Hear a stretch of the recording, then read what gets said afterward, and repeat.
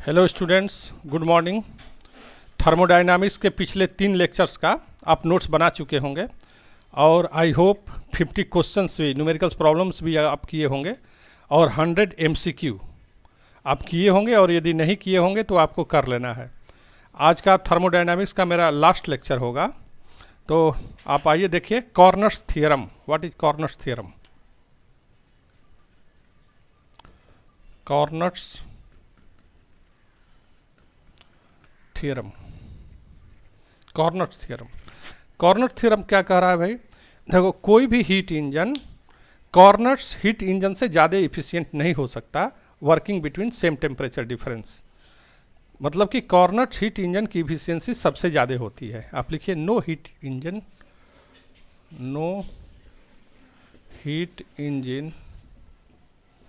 Can be more efficient than Carnot's heat engine working between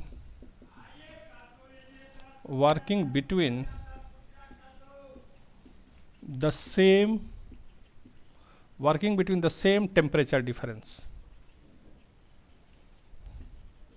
same temperature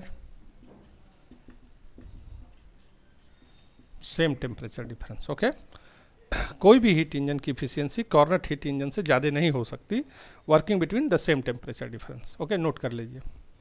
now refrigerator.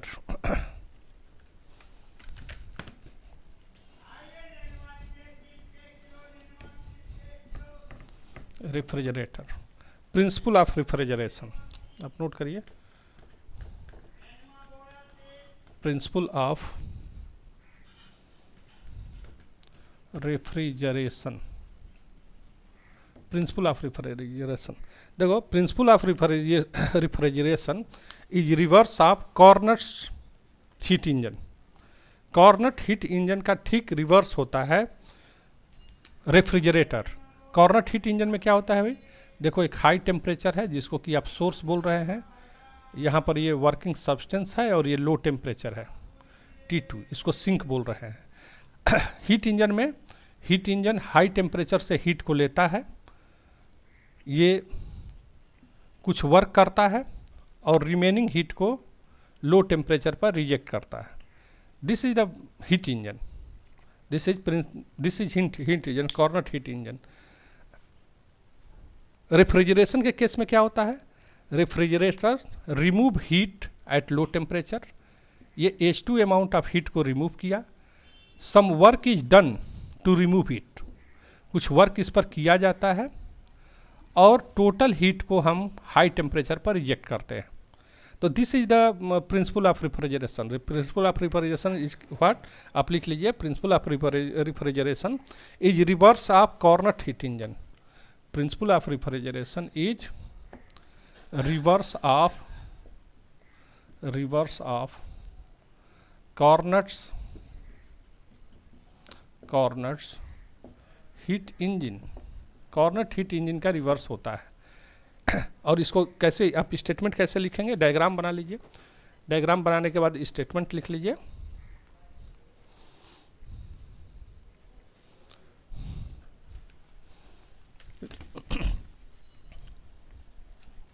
क्या है principal भाई? ये the refrigerator या device removes heat from the content of the refrigerator,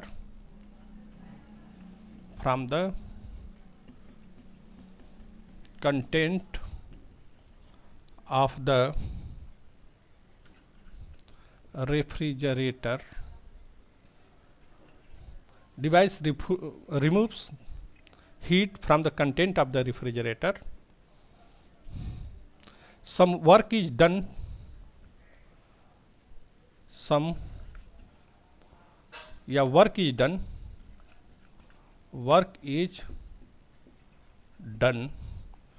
to remove it, heat को remove करने के लिए कुछ वर्क किया जाता है, बाय एक्सटर्नल एजेंसी या external source and heat is rejected at high temperature and the total heat and the जैसे H2 और ये टोटल मिल करके and the total heat, यहाँ पर टोटल लिख दीजिए, and total heat is rejected at high temperature T1। तो यही प्रिंसिपल रहा, removes heat from the content of the refrigerator at low temperature, at low temperature पर हीट को रिजेक्ट करता है, रिमूव करता है। Work is done to remove, कौन वर्क करता है भाई? एक्सटर्नल एजेंसी के द्वारा वर्क किया जाता है। And total heat is rejected at high temperature. तो यहाँ पर ये आप लिख सकते हैं इस केस में H1 is equal to H2 plus W। Okay, तो ये रहा principle of refrigeration. Now coefficient of performance,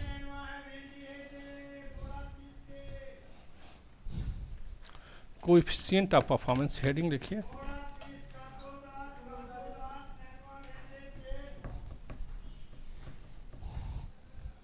coefficient of performance, coefficient of performance हम समझा दे रहे हैं। देखो बच्चों, ये कंटेंट ऑफ रेफ्रिजरेशन से कितना हीट रिमूव किया गया है पर cycle, H2 amount of heat remove किया गया है, और इतना हीट रिमूव करने के लिए कितना वर्क करना पड़ रहा है। This ratio is known as coefficient of performance. H2 upon W को ही हम बोलेंगे coefficient of performance.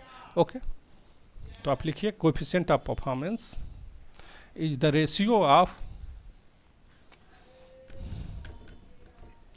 coefficient of performance। coefficient of performance क्या होता है? अभी हम इसको मिटा दे रहे हैं। coefficient of performance is the ratio of amount of heat removed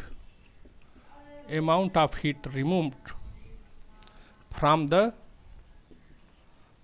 content of the refrigerator,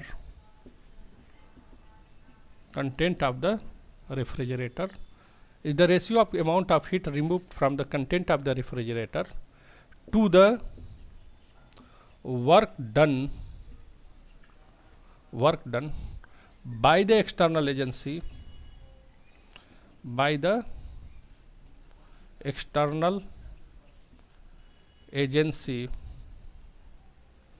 to remove it, work done by the external agency to remove it, that is Q से यदि हम रिप्रेजेंट करें तो कितना heat हमको remove करना है content of the refrigerator से, और इसके लिए कितना वर्क करना पड़ रहा है। This ratio is known as coefficient of performance, that is H2 upon W को आप लिख सकते हैं H1 माइनस H2, क्योंकि आपको पता है आप लिखे हुए थे H2 plus W is equal to H1, तो W is equal to H1 minus H2। Okay, इतना नोट कर लीजिए बच्चों।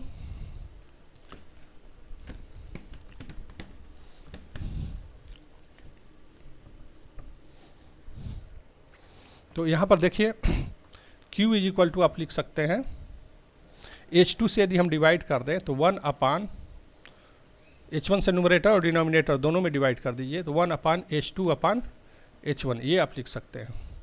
तो this is equal to 1 upon H2 upon H2 को H1 को हम लिखेंगे T2 अपान T1।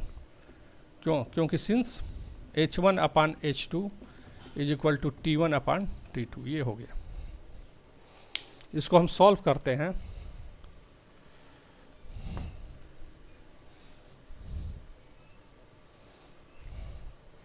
यही हमारा आया था Q इज इक्वल टू कितना हीट रिमूव हुआ और कितना वर्क किया गया, H1 माइनस H2। हमने H2 से डिवाइड कर दिया, यहाँ पर कैंसिल आउट हो गया, ओके, यहाँ पर थोड़ा ध्यान दीजिए, H2 से डिवाइड किए हैं हम, H2 से जब डिवाइड करेंगे तो ये 1 होगा, और यहाँ पर H1, यहाँ पर जब डिवाइड कर देंगे H2 से तो ये H1 अपान H2 हो जाएगा, और ये -1 ये हो गया। तो ये H1 upon H2 is equal to 1। Okay, थोड़ा सा मिस्टेक है यहाँ पर, देख लीजिए। H1 अपान H2 को हम लिखेंगे यहाँ पर T1 अपान T2 -1। क्यों? क्योंकि H1 upon H2 is equal to T1 by T2 ये पढ़ चुके हैं। तो this Q is equal to correct कर लीजिएगा, ये Q is equal to what, Q is equal to ये T2 will go up upon T1 minus T2। ये देखो, this is coefficient of performance. ये बहुत इंपॉर्टेंट है। क्वेश्चन थोड़ा सा लिखिए तो, रेफ्रिजरेटर ए वर्क्स, दो रेफ्रिजरेटर दिया हुआ है ए और B,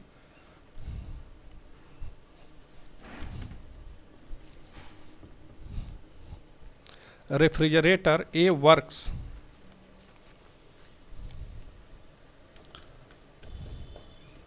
refrigerator A works between -10 degree centigrade and 27 degree centigrade and 27 degree centigrade, इस पर काम कर रहा है। रेफ्रिजरेटर बी वर्क्स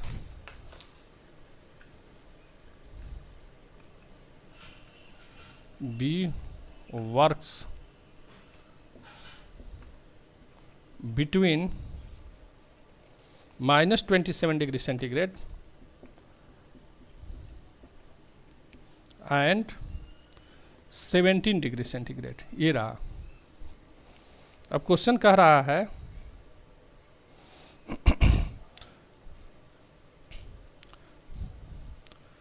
ए और बी में से which one is better,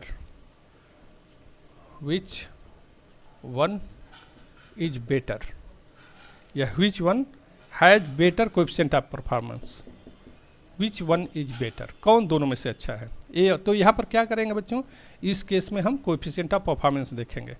पहले फॉर ए का कोएफिशिएंट ऑफ परफॉर्मेंस देखिए, दो टेम्परेचर है, लो टेम्परेचर को हम T2 बोलते हैं, ये ध्यान रखना चाहिए। T2 is equal to -10, that is 273 -10 degree centigrade है, तो दैट इज 263 हो गया, ये 263 केल्विन हो गया। T1 is equal to what, T1 is equal to 27 degree, यानी 273 प्लस 27, तो ये 300 केल्विन हो गया ये। तो now Q is equal to T2 upon T1 minus T2, तो T2 कितना है बच्चों, 263 हो गया, ये 300 हो गया, 263 हो गया। इसको सॉल्व कर लीजिए, 263 अपन इसमें से सॉल्व करेंगे तो ये 7 हो गया, ये 37 हो गया, तो ये 7.11 ये कोएफिशिएंट ऑफ परफॉर्मेंस इसका हो गया 7.11। इसको नोट कर लीजिए, ए का कोएफिशिएंट ऑफ परफॉर्मेंस हो गया 7.11। अब देखिए फॉर बी का कोएफिशिएंट ऑफ परफॉर्मेंस आप देख लीजिए, फॉर बी के लिए T2 की वैल्यू क्या है बच्चों, -27, तो -27 करेंगे, और T1 की वैल्यू क्या है, 17 है, तो इसको सॉल्व कर देंगे तो ये कितना आ जाएगा, ये इसको सॉल्व करिए। T1 इज इक्वल टू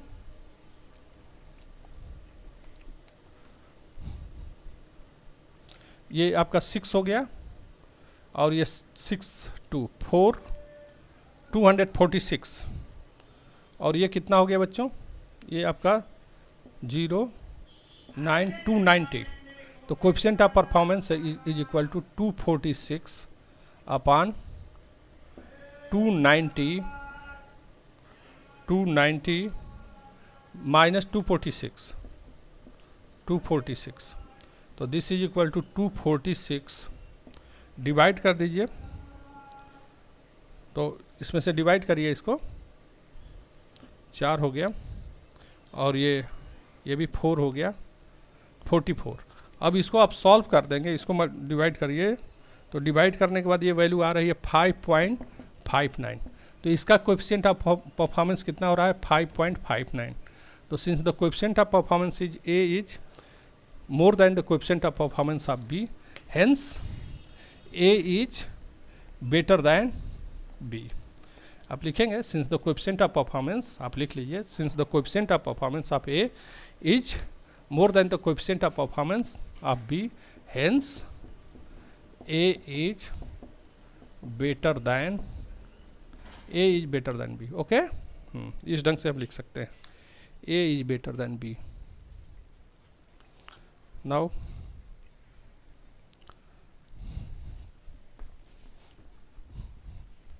दूसरा क्वेश्चन लिखिए।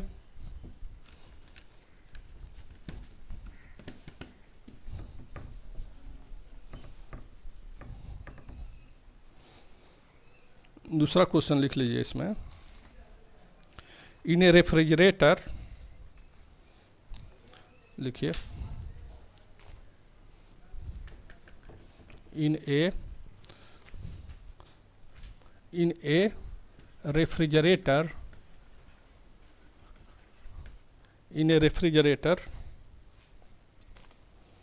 heat from inside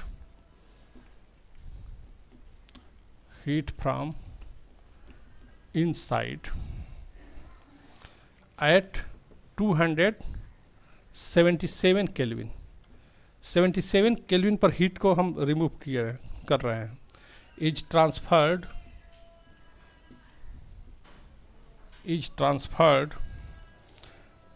to room at 300 kelvin. देखो इतने केल्विन से हमने हीट को ट्रांसफ़र किया है रूम टेम्परेचर पर 300 पर, मतलब रेफ्रिजरेटर के अंदर इतना टेम्परेचर है, ये T2 हो गया, और ट्रांसफ़र हीट कर रहे हैं 300 केल्विन टेम्परेचर पर। How many joule of heat will be delivered, how many joule of heat is delivered, how many heat is delivered for each joule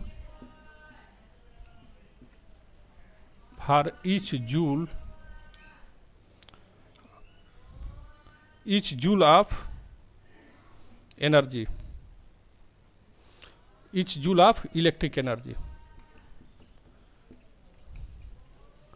1 joule का इलेक्ट्रिक एनर्जी हम दे रहे हैं, 1 जूल का electric energy कितने amount heat को room temperature पर remove करेगा etch cycle, हर एक साइकिल में। बात समझ में आया?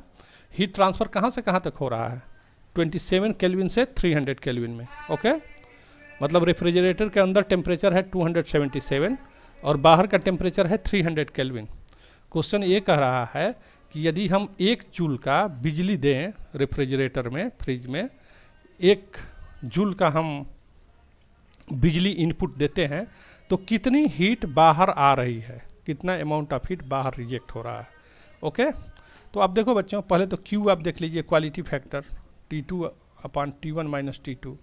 T2 कितना है यहाँ पर दिया हुआ है, T2 277, T1 क्या है 300 है, 277 है। इसको सॉल्व करिए, 277 अपॉन 377, ये आपका 3 हो गया, ये 2 हो गया। तो इसको सॉल्व करने के बाद Q की वैल्यू कितनी आ जाएगी?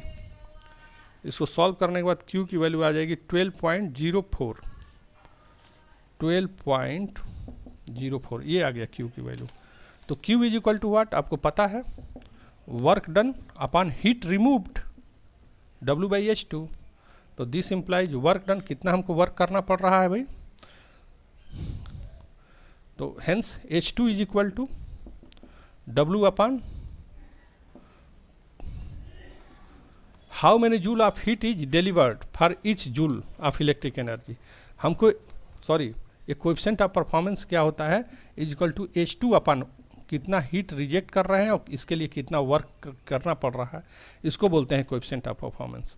Hence H2 is equal to W into 12.04। W कितना दिया है, 1 जूल हीट हम दे रहे हैं, तो 12.04 दैट इज 12.04 जूल। इतना हीट क्या हुआ, रिजेक्ट हुआ। इतना हीट रूम टेम्परेचर पर दिया जा रहा है। ओके, चलिए नेक्स्ट लिख लीजिए। कॉर्नर्स थ्योरम पर बेस्ट एक न्यूमेरिकल्स लिखिए।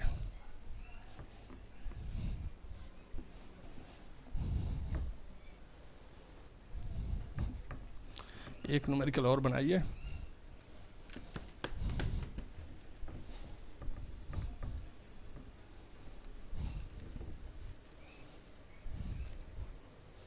क्वेश्चन लिखिए,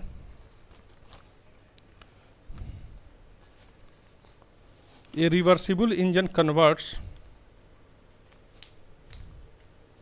a reversible engine converts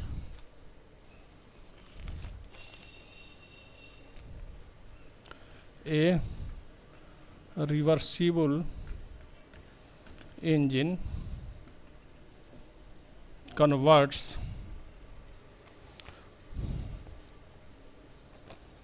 1/6 of heat,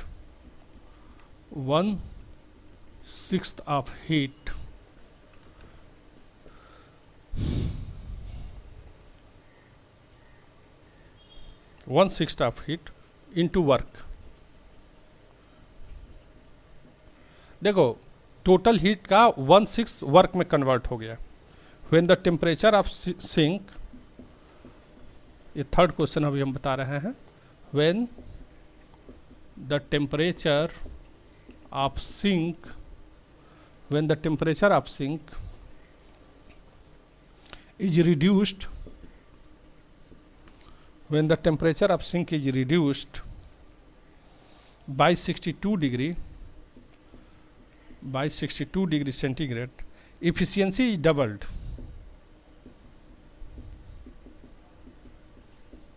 efficiency is doubled. Efficiency क्या हो गई, डबल हो गया। Find the temperature of source and sink, find the temperature of source and sink. Sink और सोर्स का आपको टेम्परेचर फाइंड आउट करना है। Find the temperature of source and sink. Okay, चलिए आइए देखते हैं क्या है भाई। देखिए पहले सोल्यूशन आप देखिए क्या दिया हुआ है। क्वेश्चन कह रहा है कि जो वर्क डन है converts 1/6 of heat into work. Work done का मतलब जो है हीट इंजन से जो हीट लेते हैं H1 है उसका 1/6 हो गया।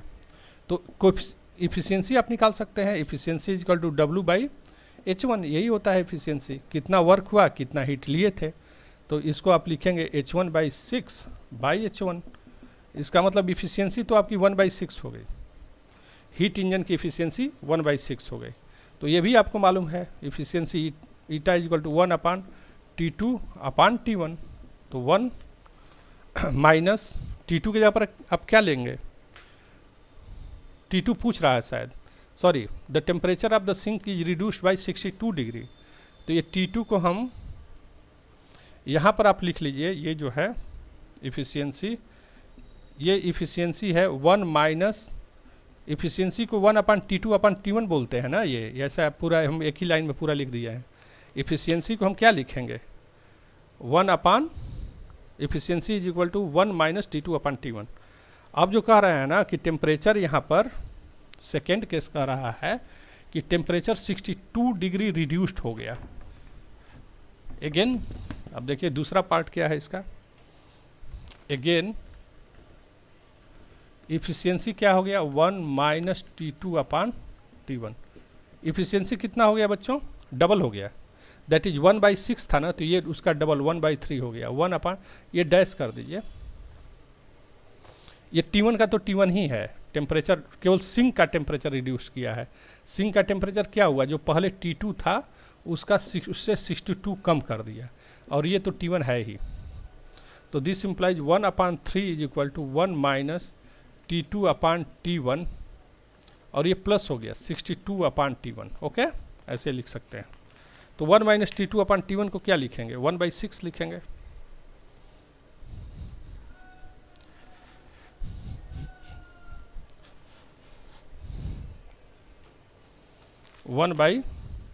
One upon three is equal to, इसको क्या लिखेंगे, 1/6 लिखेंगे प्लस 62 अपान टी वन। तो ये 62 upon T one is equal to 1/3 minus 1/6।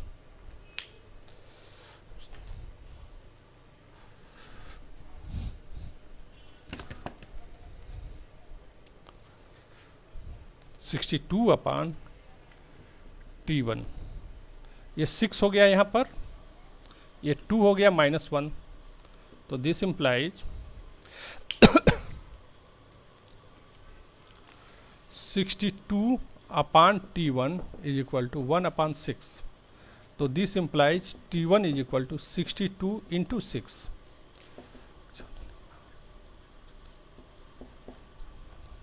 इतना केल्विन हो गया, यानी सोर्स का टेम्परेचर हो गया 372।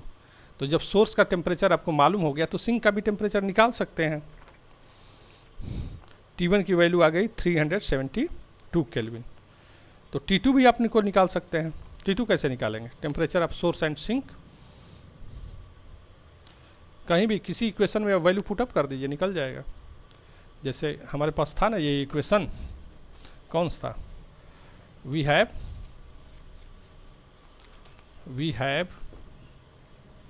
1/6 is equal to 1 minus T2 upon T1। तो ये 1/6 is equal to 1 minus T2 कितना है और T1 कितना है, T1 है आपका 372। इसको सॉल्व करिए, इसको सॉल्व करके 372 आया था ये। तो ये 1 माइनस 1/6, 6 माइनस 1 दैट इज 5/6।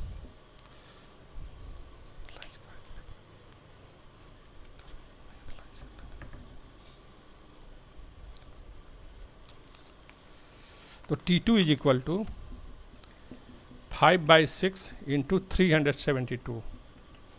तो T2 is equal to what, 5 into, तो T2 is equal to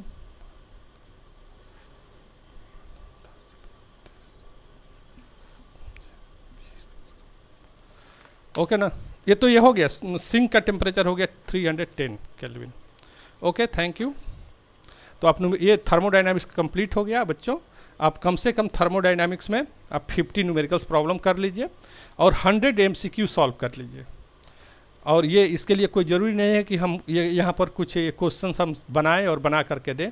NCERT book में दिया हुआ है, NCERT बुक का सभी एग्जांपल्स कर लीजिए, उसका एक्सरसाइज कर लीजिए, या कोई भी साइड बुक, चाहे प्रदीप हो, ABC हो, दिनेश हो, कोई भी साइड बुक आप देख लेंगे तो उसमें भी बहुत सारे न्यूमेरिकल्स प्रॉब्लम दिए हुए हैं और MCQ क्वेश्चंस दिए हुए हैं। तो MCQ क्वेश्चंस को करना बहुत ज़रूरी है। तो थर्मोडायनामिक्स में कम से कम हम सजेस्ट कर रहे हैं 100 MCQ क्वेश्चन, वो MCQ क्वेश्चन जो कि किसी न किसी कॉम्पिटिटिव एग्जाम में आया हुआ है, उसको आप सॉल्व करिए। फिर न्यूमेरिकल्स प्रॉब्लम जितना आप कर सकते हैं उतना करिए, साइड बुक में उपलब्ध है। ये कोई इसके लिए ज़रूरी नहीं है कि हम यहाँ पर क्वेश्चन आपको दें तभी आप करेंगे। साइड बुक आपके पास है, NCERT बुक है, उससे NCERT बुक में भी बहुत सारे एग्जाम्पल्स दिए हुए हैं, उस सारे एग्जाम्पल्स को कर लीजिए, पूरे एक्सरसाइज को कर लीजिए। और साइड बुक से भी आप करिए एक्सरसाइज और MCQ क्वेश्चंस। NCERT में MCQ नहीं दिया हुआ है, ओके, उसकी एक अलग बुक आती है एक और, तो उसमें वहाँ पर MCQ दिया हुआ है, तो उसको आप करेंगे। Okay, thank you. ओके।